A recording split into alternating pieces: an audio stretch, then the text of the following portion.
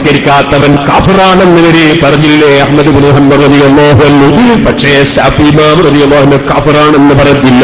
ശാഫി ഇമാം പറഞ്ഞു ഇസ്ലാമിന്റെ കോടതിയുള്ള നാടാണെങ്കിൽ, ഇസ്ലാമിന്റെ ഭരണാധികാരിയുള്ള രാജ്യമാണെങ്കിൽ ഇസ്ലാമിന്റെ കോടതി വിധിക്കേണ്ടതുണ്ട്, ഇസ്ലാമിന്റെ ജഡ്ജി വിധിക്കേണ്ടതുണ്ട്, നിസ്കരിക്കാത്തവന്റെ തല വെട്ടിക്കളയാൻ വിധിക്കേണ്ടതുണ്ട്.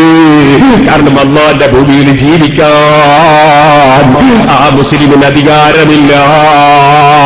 അമുസ്ലിമായ ജനങ്ങൾ നിസ്കരിച്ചില്ലെങ്കിലും അവർക്ക് ഈ രാഷ്ട്രത്തിൽ ജീവിക്കാൻ, മുസ്ലിം രാഷ്ട്രത്തിൽ ജീവിക്കാൻ നിയമപരമായ അവകാശങ്ങൾ ലഭിക്കുന്നുണ്ട്. അല്ലാഹുവിന്റെ റസൂൽ സല്ലല്ലാഹു അലൈഹി വസല്ലം മദീന എന്ന രാഷ്ട്രം ഭരിക്കുമ്പോൾ ജൂതന്മാരവിടെ ജീവിക്കുന്നുണ്ട്, ക്രിസ്ത്യാനികൾ ജീവിക്കുന്നുണ്ട്. അവരാരെയും തലവെട്ടാറില്ല, അവര് നിസ്കരിച്ചില്ലെങ്കിലും തലവെട്ടൂല. പക്ഷേ മുസ്ലിമായ മനുഷ്യൻ അതാ നിസ്കരിക്കുന്നില്ലെങ്കിൽ അവന്റെ തലവെട്ടണം. നിങ്ങൾ ശരിക്കും മനസ്സിലാക്കണം, ഫതുഹുൽ മുഈൻ അടക്കം സർവ്വകിതാബിലുമുള്ള നിയമമാണ്. ശാഫി ഇമാം റളിയല്ലാഹു അൻഹു പറയുന്നു നിസ്കരിക്കാത്തവന്റെ തലവെട്ടിക്കളയണം. ഞാൻ ഇന്നലെ പറഞ്ഞില്ലേ, തെരുവ് നായ ക്ലീനിങ്ങിന്റെ ഡ്യൂട്ടിയാണ് നായക്ക്. അതുകൊണ്ട് തെരുവ് നായയെ വെട്ടാൻ പാടില്ല, അതിലെറിയാൻ പാടില്ല ഇന്നലെ ഞാൻ പറഞ്ഞു. പക്ഷേ നായയെയാണ് വെട്ടരുതെന്ന് പറഞ്ഞത്.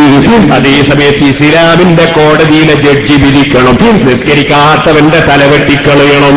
പക്ഷേ നിയമം കയ്യിലെടുക്കാൻ പാടില്ല, ഭീകരവാദിയാകാൻ പാടില്ല.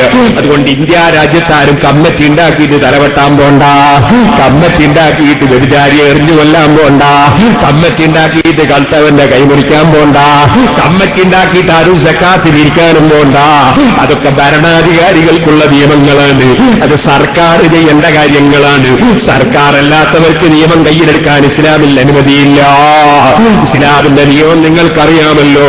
സ്വന്തം ബാപ്പയെ കൊല്ലുന്നത് മക്കള് കണ്ടാൽ പോലും, സ്വന്തം ബാപ്പയെ കൊല്ലുന്നത് മക്കള് കണ്ടാൽ പോലും ആ മക്കൾക്ക് കൊന്നവനെ കൊന്നു കഴിഞ്ഞാൽ പിന്നെ കൊന്നവനെ പകരം കൊല്ലാൻ പാടില്ല. പിന്നെന്ത് വേണം? ആ കൊന്നവനെ പകരം കൊല്ലണമെങ്കിൽ കോടതിയിൽ കേസ് കൊടുക്കണം, എന്നിട്ട് കോടതിയിലെ ജഡ്ജി വിധിക്കണം. എന്നാലേ കൊല്ലാൻ പറ്റൂ, സ്വന്തത്തിൽ നിയമം നടപ്പാക്കാൻ പറ്റൂല. ഞങ്ങളെ ബാപ്പാനെ കൊല്ലുന്നത് ഞങ്ങൾ കണ്ടതല്ലേ, അതേ ശരി, പക്ഷേ നിയമം കയ്യിലെടുക്കാൻ പാടില്ല. ഇസ്ലാം തീവ്രവാദത്തിനെതിരാണ്, ഭീകരവാദത്തിനെതിരാണ്, വർഗീയതക്കെതിരാണ്. ഇസ്ലാം ചിട്ടയുള്ള നിയമങ്ങളാണ്. ഞാനീ പറഞ്ഞ മസ്അല ഫതുഹുൽ മുഈനിലുണ്ട്. അപ്പൊ സുഹൃത്തുക്കളെ, നിങ്ങൾ മനസ്സിലാക്കണം, വളരെ പ്രധാനപ്പെട്ടതാണ് നിസ്കാരം. നിസ്കാരം കൈയൊഴിക്കുന്നവനെ ഇസ്ലാമിന്റെ കോടതി അവന്റെ തല വെട്ടിക്കളയണോന്ന് പറഞ്ഞിട്ട് ശാഫി ഇമാം നിർത്തുന്നില്ല. അവനെ തല വെട്ടിയിട്ട് എന്ത് വേണം? അവൻ മുസ്ലിം തന്നെയാണ്, അവൻ കാഫറായിട്ടില്ല. ശാഫി ഇമാം പറയുന്നത് അതുകൊണ്ട് അവനെ മുസ്ലിമീങ്ങളെ മൈതാനിയിൽ തന്നെ മറവ് ചെയ്യണം, അവനെ കുളിപ്പിക്കണം, കഫൻ ചെയ്യണം. എന്നിട്ട് മുസ്ലിമീങ്ങളെ മൈതാനിയിൽ തന്നെ അവനെ മറവ് ചെയ്യണം. പക്ഷേ അവന്റെ ഖബറിനൊരു അടയാളം വെക്കണം. അതെന്തിനാണ്? പിന്നെ വരുന്ന ജനങ്ങൾ, പിൻതലമുറ ഇങ്ങനെ പറയണം, നിസ്കരിക്കാതിട്ട് കൊല്ലപ്പെട്ടവന്റെ ഖബറാണത്, നിസ്കരിക്കാതിട്ട് കൊല്ലപ്പെട്ടവന്റെ ഖബറാണത്. അന്ന് ഖിയാമത്ത് നാൾ വരെയുള്ള ജനങ്ങൾക്ക് അവന്റെ ഖബർ കണ്ട് പാഠം പഠിക്കാൻ സാധിക്കണം. അതുകൊണ്ട് അവന്റെ ഖബറിന് അടയാളം വേണം, അല്പം പൊക്കി വെക്കണം എന്നുവരെ ശാഫി ഇമാം റളിയല്ലാഹു അൻഹു പഠിപ്പിക്കുകയാണ്. അതുകൊണ്ടോ മുസ്ലിം ചെറുപ്പക്കാരാ, ഓ മുസ്ലിം സഹോദരിമാരെ, സഹോദരന്മാരെ, നിസ്കരിക്കാത്ത മനുഷ്യന് ഇസ്ലാമിൽ ഒരു സ്ഥാനവുമില്ല. ഇനി ഞാൻ നിങ്ങളോട് പറയട്ടെ, കോടീശ്വരനായ ഒരു മനുഷ്യനാണെന്ന് നിങ്ങൾ ധരിക്ക്, കോടീശ്വരനാണ്. പക്ഷെ അയാൾക്ക് ഒരൊറ്റ പെൺകുട്ടി മാത്രമേ ജനിച്ചിട്ടുള്ളൂ, ഒരു പെൺകുട്ടി മാത്രമേ ഉള്ളൂ. ആ പെൺകുട്ടിയുടെ വിവാഹമെടുത്താൽ ആ വിവാഹത്തിന് അങ്കഹത്തുക ബിന്ദി, എന്റെ മകളെ ഞാൻ നിനക്ക് നിക്കാഹ് ചെയ്തു എന്ന് പറയാനുള്ള അധികാരം നിസ്കരിക്കാത്ത മനുഷ്യനില്ലേ? ഇല്ല. സ്വന്തം മകളെ നിക്കാഹ് ചെയ്തു കൊടുക്കാൻ അധികാരമില്ല. ഇസ്ലാമിന്റെ കോടതിയും ജഡ്ജിയും ഭരണവുമുള്ള രാജ്യത്താണെങ്കിൽ അത് കോടതി കൈകാര്യം ചെയ്യേണ്ടതാണ്, ഖാദി കൈകാര്യം ചെയ്യേണ്ടതാണ്. നിസ്കരിക്കാത്തവന് സ്വന്തം മകളെ കെട്ടിച്ചു കൊടുക്കാൻ അധികാരമില്ല. ഇനിയും ഞാൻ പറയട്ടെ സുഹൃത്തുക്കളെ, അതാ നിങ്ങൾ നോക്കൂ, ഒരു പന്നിയെ നമ്മൾ കണ്ടു. പന്നി എന്ന് പറയുന്നത് ഞാൻ ഇന്നലെ പറഞ്ഞ പോലെ ക്ലീനിങ് നടത്തുന്ന ഒരു ജീവിയാണ്. എത്രയെത്ര അവശിഷ്ടങ്ങളാണ് കുറ്റ്യാടി ടൗണിൽ നിന്ന് പന്നിക്ക് കൊടുക്കാൻ വേണ്ടി പലരും എടുത്തുകൊണ്ട് പോകുന്നത്. അതുകൊണ്ട് എത്ര മാലിന്യമാണ് നമുക്ക് ഒഴിവായി കിട്ടുന്നത്. അപ്പൊ ക്ലീനിങ്ങിന് വേണ്ടി അള്ളാഹ് പഠിച്ചൊരു ജീവിയാണത്. എല്ലാ ജീവിയും നമുക്ക് സാപ്പാടാനല്ല. ചിലർക്ക് അങ്ങനെ ഒരു ധാരണ, എല്ലാം തിന്നണം. പന്നി നമുക്ക് തിന്നാനുള്ളതല്ല, നായ നമുക്ക് തിന്നാനുള്ളതല്ല. അത് അല്ലാഹു തആല നമുക്ക് പഠിച്ചത് ക്ലീനിങ്ങിന് വേണ്ടിയാണ്. ഓരോന്നിനും ഓരോ ഡ്യൂട്ടിയാണ്. അതേ സമയത്ത് മനുഷ്യന്റെ ഡ്യൂട്ടി എന്നാണ്? മനുഷ്യന്റെ ഡ്യൂട്ടി ഖുർആൻ പറഞ്ഞിട്ടുണ്ട്. അതെന്താണ്?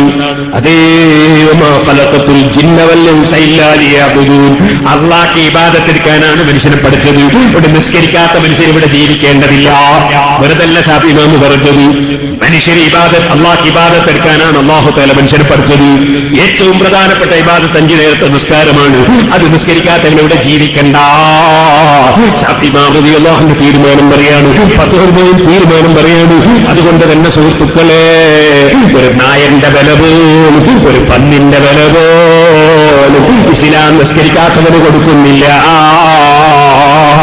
നിസ്കരിക്കാത്ത മനുഷ്യനെ സ്നേഹിച്ചുകൂടാ.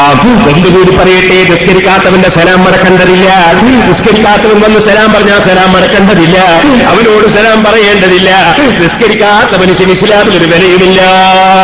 അവന്റെ സലാം മടക്കേണ്ടതില്ല, സലാം പറയേണ്ടതില്ല. ഞാനിത് തോന്നിവാസം പറയുകയല്ല, ഇസ്ലാമിന്റെ നിയമമാണ് പറയുന്നത്. എത്രയോ നൂറുകണക്കിന് എന്നെക്കാൾ വിവരമുള്ള പണ്ഡിതന്മാർ ഈ സ്റ്റേജിലുണ്ട്. നിങ്ങൾ മുത്തലിബ് ഉസ്താദിനോട് ചോദിച്ചോളൂ, വേറെ അലിമികളോട് ചോദിച്ചോളൂ, അല്ലെങ്കിൽ നിങ്ങൾ ലോകത്ത് എവിടെയെങ്കിലും വിളിച്ച് ചോദിച്ചോളൂ. ഫത്ഹുൽ മുഈനടക്കമുള്ള കിതാബ് പഠിക്കുന്ന നിയമമല്ലേ? നിസ്കരിക്കാത്തവൻ ഫാസിഖല്ലേ? അവനുണ്ടോ സലാം പറയും സുന്നത്തില്ല? അവൻ പറഞ്ഞാൽ മടക്കേണ്ടതുണ്ടോ? മടക്കേണ്ടതില്ല. നിസ്കരിക്കാത്തവന്റെ സ്ഥിതി നിങ്ങളറിയോ? പോരാ. നിസ്കരിക്കാത്തവൻ പന്നിയേക്കാൾ അത് പതിച്ചവനായി പോയി, നായേക്കാൾ അത് പതിച്ചവനായി പോയി. ഞാൻ ഒന്നുകൂടി പറയട്ടെ, നിങ്ങളൊന്ന് നോക്കൂ.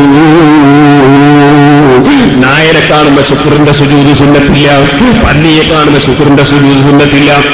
എന്റെ ഈ ശുക്രിന്റെ സുജൂദ് എന്ന് പറഞ്ഞാൽ അള്ളാഹ്ക്ക് നന്ദിക്ക് വേണ്ടിയൊരു സുജൂദ്. പൊതുവാണ്, ഖിബിലക്ക് തിരിയണം. അത് എപ്പോഴാ സുന്നത്ത്? അത് സുന്നത്തുള്ള ചില രംഗങ്ങളുണ്ട്. അതെപ്പോഴാ? ഒന്ന് വെള്ളപ്പാണ്ട്, കുഷ്ഠം, അല്ലെങ്കിൽ എയ്ഡ്സ് തുടങ്ങിയ വലിയ രോഗം പിടിച്ചിട്ട് ആളുകളുടെ ഇടയിൽ വിഷമമാകുന്ന ഒരു മനുഷ്യൻ. അങ്ങനത്തെ മനുഷ്യനെ കാണുമ്പോ ആ രോഗി കാണാതെ, കുഷ്ഠരോഗം പിടിച്ചവൻ കാണാതെ, വിഷമം പിടിച്ച രോഗമുള്ളവൻ കാണാതെ അല്ലാഹുവിന് ഒരു സുജൂദ്. പഠിച്ചവർ റബ്ബേ, ഇത്തരത്തിലുള്ള കഷ്ടപ്പാടുള്ള രോഗം നീ എനിക്ക് തന്നിട്ടില്ലല്ലോ അല്ലാഹ് എന്നതിലേക്ക് പഠിച്ചവന് ശുക്രിന് വേണ്ടി ഒരു സുജൂദ്. അങ്ങനത്തെ രോഗിയെ കാണുമ്പോ സുന്നത്തുണ്ട്. എന്നാൽ സുഹൃത്തുക്കൾ, അയാൾ കാണാൻ സുജൂദ് ചെയ്ത് അയാൾക്ക് മനസ്സിന് ടെൻഷനാകും. അയാളെ നമ്മൾ സമാധാനിപ്പിക്കണം. അയാളെ നമ്മൾ ഒരിക്കലും തന്നെ ഇൻസൾട്ട് ആക്കരുത്, പരിഹസിക്കരുത്.